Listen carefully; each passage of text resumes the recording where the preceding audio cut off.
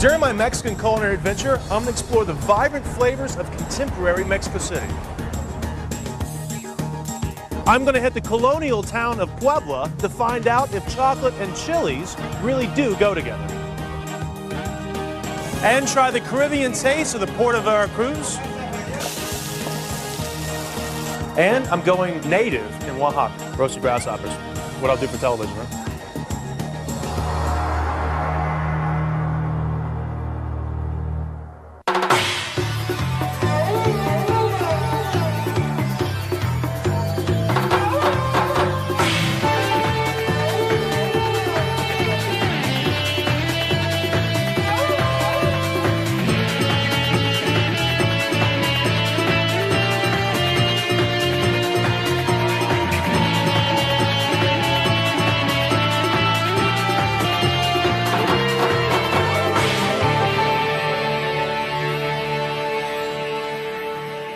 I wanted to find out more about mezcal.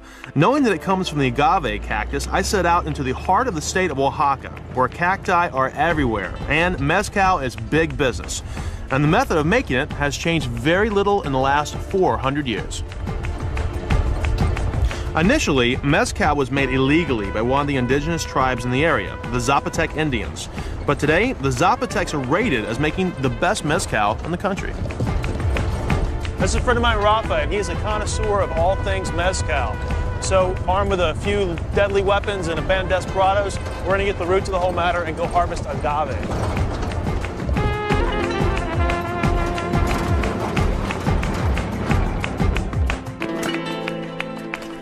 Hi, Rafa, how old are one of these agave plants? Well, these plants are between 7 years or 12 years old. And how do you know when they're ready to harvest? Well, they're ready when you see the quiote. Is that the stick that grows in the middle? When they have that, you chop it off, and then the plant is ready. That thing looks like a prehistoric asparagus. Yeah, it is. It looks massive. like. And how much do they weigh? They look huge. Oh, well, it can be between 100 kilos to 200 kilos. That would be like 400 pounds. About 400 pounds, massive. And then after we get this thing out of the ground, what's next? Well, after we have it there, then we take it to the factory and we chop it with an axe, and we have all the slices and then put them into the oven. Have you seen me chop wood before? Yeah. I'm pretty handy with an axe. Okay, you can do it. Making mezcal is no easy trade. Hard work for a strong drink. All right, there's no such thing as a free drink. So here it goes. These guys are gonna make me cut one of these huge agave plants in half, and they weigh about 250 pounds.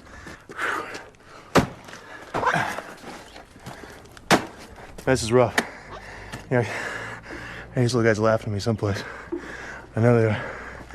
I'm gonna do this.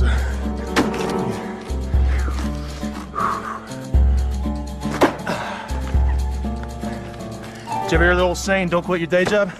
I'll stick to cooking. This is why mezcal is such a far superior product to tequila, because of the art and the passion that goes behind this. Now, once the agave plants are split, the piñas, or the hearts, are tossed into this pit of practically molten lava rocks. Now, the temperature of this lava oven has to reach about 1,000 degrees before the cooking process starts. And depending on how much agave they have to cook, it could go somewhere between 3 to 5 days. And I'm really actually very lucky to watch this, because as tradition has it, no one with light eyes, i.e. gringos, are allowed to watch the cooking process. So they said I could stay, but only if I put my shades on.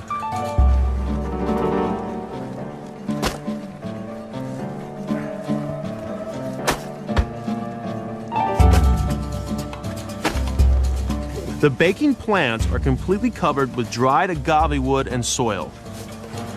Then a tarp is secured over the top, and they're kept like this for up to 5 days. Then the plants are ground down to a pulp before being distilled, then fermented. In mezcal, you can almost smell the agave cactus and the sweat of the farmer's toil.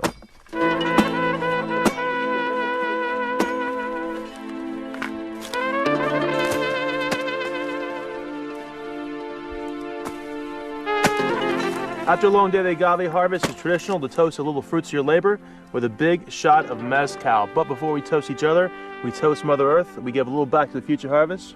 All right, and then we turn it back ourselves. Salute, everybody. Salute. Hey. Woo. Oh, delicious.